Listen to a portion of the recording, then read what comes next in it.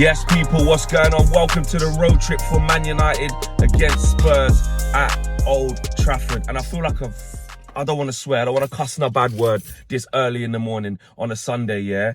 But I feel like I say this every single road trip now, yeah? Which is, just get the job done. Please give us 3 points. Please don't F up. Do not let Spurs come to our place and come run up on us. It can't happen. It can't happen. Yeah? It's, 10th against 11th. Everyone calling it a mid-off, this, that, and the other. If we don't start getting points very, very soon, yeah, these are the two things that we have to be looking at. Obviously, the manager, in terms of going on a slippery slope, not getting the results that we need within the amount of games and the progress that we need within that time. That's not going to go away. But more importantly, about the same, but also in context of the season, people are starting to move away from us, guys. Yeah? As you get towards sort of 10, 15 games, that's when the table starts to flatline. That's when you sort of run out of games to significantly change your league position within a game to game. Yeah?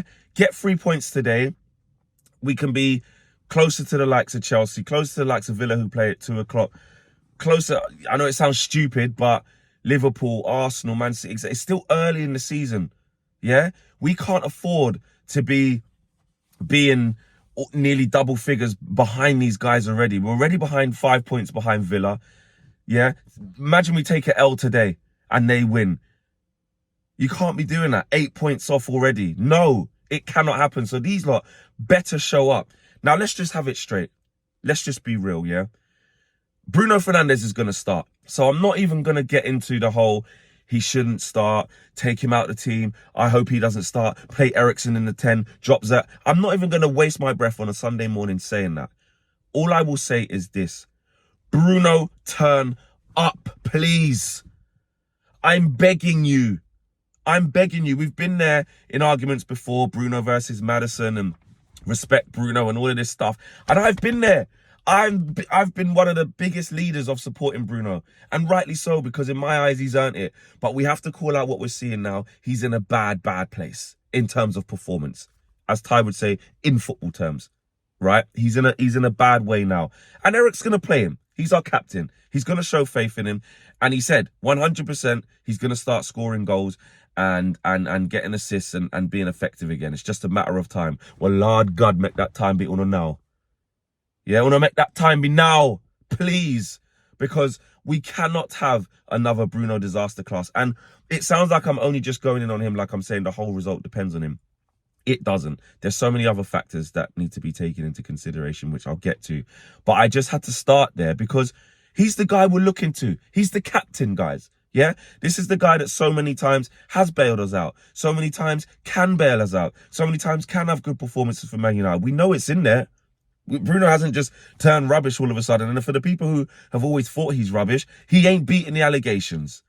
He ain't beating the allegations. So Lord God, Bruno, me beg or not have a good game today and get rid of this stupidness you've been doing. Please, please. In terms of the other players, Marcus Rashford must start. Must start. Ten Hag, I know you're trying to keep everybody fresh and chomping at the bit, this, that, and the other. The Rashford experiment didn't work. He better be starting on the left-hand side. And on the right-hand side, like we said with Toby, and like he said in the preview, Ahmad will give Destiny Udogie a different sort of proposition. Now, I do remember last year, you know, Garnacho got nyam up. He did. He got pocketed by Udogie. Udogie's very physical, very quick.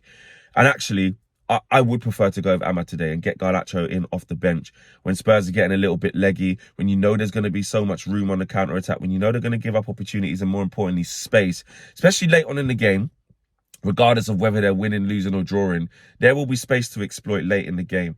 And I think this is actually the perfect game. The perfect game in my opinion. Let me know what you guys think. I think this is the perfect game to have Garnacho in there as that impact sub, exploiting those spaces, running beyond, and just being a live wire when players are tired, when the game might be finally poised, or hopefully by this time it's well in our favour, we're winning the game. And then, you know, all of a sudden you see Garnacho come on for Ahmad. That's, you know, or whether it needs to be for Rashford because he hasn't done, whatever it is. It doesn't even need to be negative. Just have Garnacho as the impact sub today. I think that will work really, really well. I'm not saying it can't work for him at all from the start, because we know what Erik ten Hag's like, especially in this moment.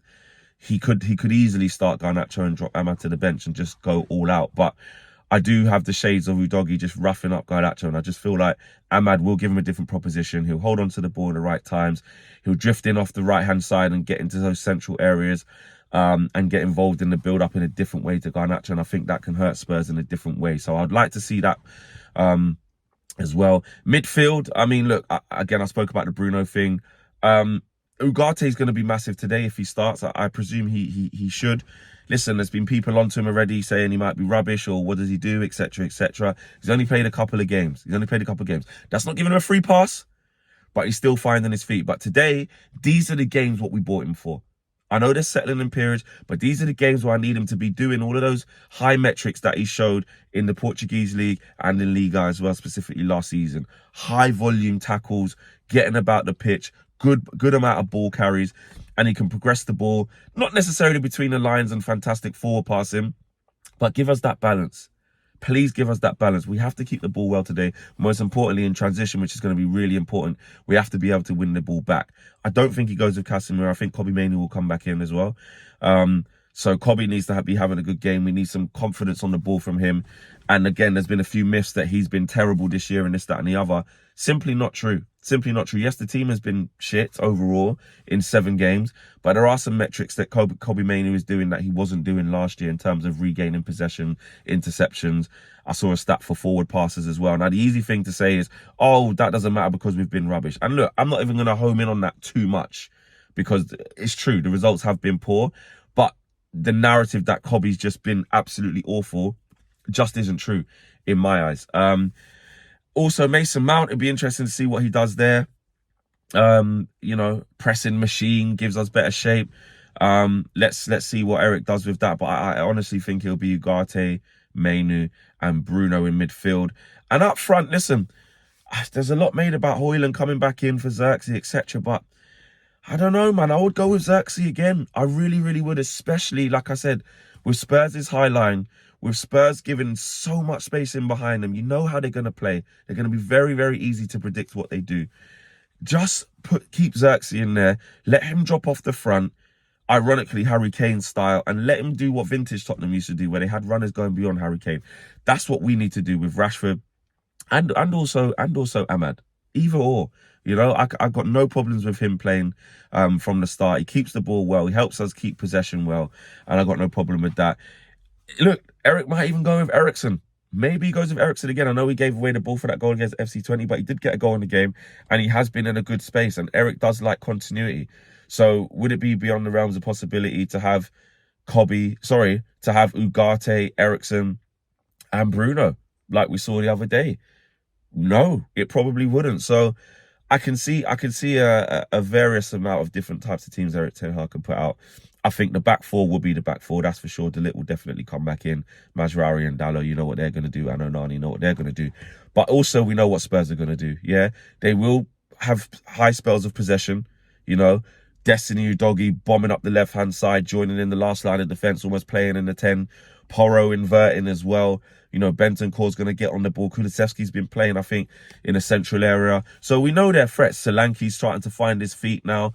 I'm not sure what's going to happen with Son. Hopefully Timo Werner starts, because if Son's there, then of course, if you go to sleep against him, you know how devastated he could be. We don't need to explain that. And Brennan Johnson, listen, for all the lack of quality that he has, he's in a decent bit of form, and he is quick, he is direct. So we need to be ready for this. But the likes of Romero and these types of bozos and Vicario from set pieces and stuff, Tottenham will give you chances.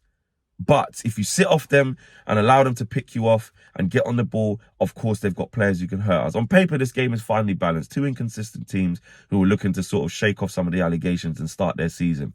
But my God, if we're on the wrong end of this result today, and I'm even talking draw, it's not good enough. We have to win this game. But losing is unthinkable. But if we're on the wrong end of this today, it's the start of a slippery spiral. I will tell you that now very quickly, because away to Porto midweek, then away to Villa into the international break. I don't fancy that. We must win this game. It's simple as that. Get the job done. Smash a like on the video, guys. Subscribe to the channel if you are new. Myself and KG will be at the game. Owen will be on the match view, so make sure you check him out. And he'll also be on the full-time view, and we will have more reaction for you after the game at Old Trafford. Hopefully with a Manchester United win and no effery. I'm not trying to swear on a Sunday morning, yeah?